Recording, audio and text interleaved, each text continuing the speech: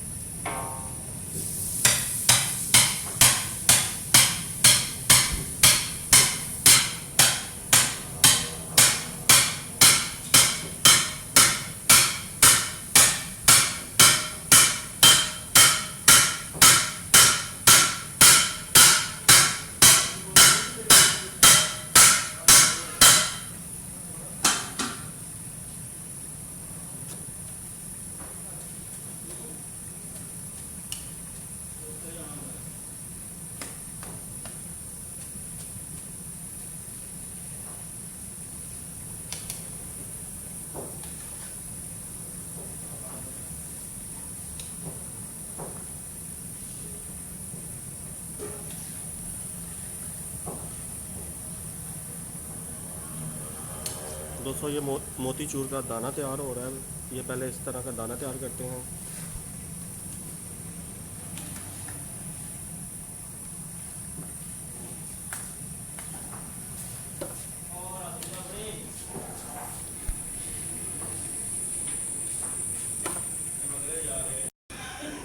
जी ये देखें, ये दाना तैयार हो चुका है सारा।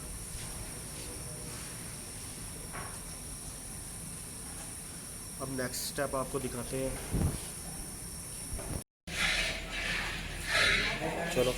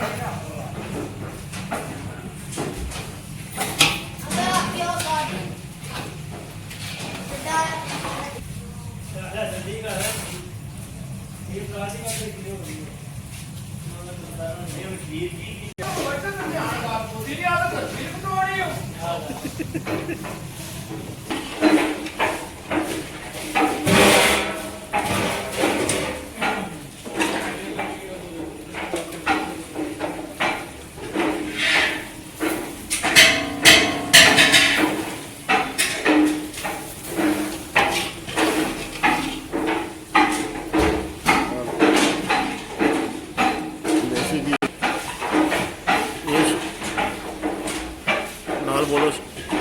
ये देसी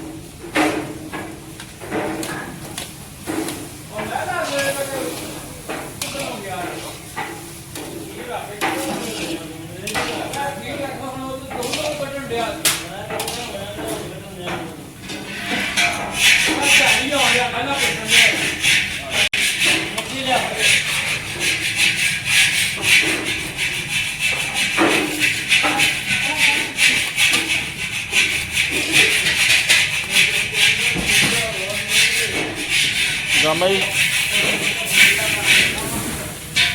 ਉਹ ਵਿੱਚ ਪਿੱਛੇ ਨਾਪ ਚਲਾਣੀ ਆਪਾਂ ਨਾਲ ਭਲਾ ਮੈਂ ਕਿਹੜੀ ਬਾਤ ਜਿਹੜੀ ਕਹੋਗੇ ਪਹਾੜ ਨਾਲ ਐ ਸਰ ਦੀ ਗੁਰਬਤ ਵਾਲੇ ਹਾਂ ਹਾਂ ਨੂੰ ਦੁਆ ਕਰਨ ਜਬ ਵਕਤ ਮੇਰਾ ਆਏ ਦੀਦਾਰ ਦਾ ਤੇ ਨਾਦ ਆਉਂਦੀ ਹੈ ਨਾ ਸਹੀ ਹਾਂ ਪੂਰੀ ਉਹ ਮੈਂ ਕੀ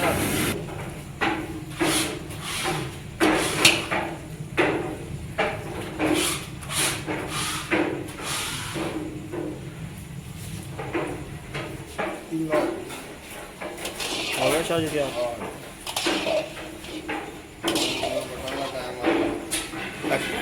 क्लोज करना बस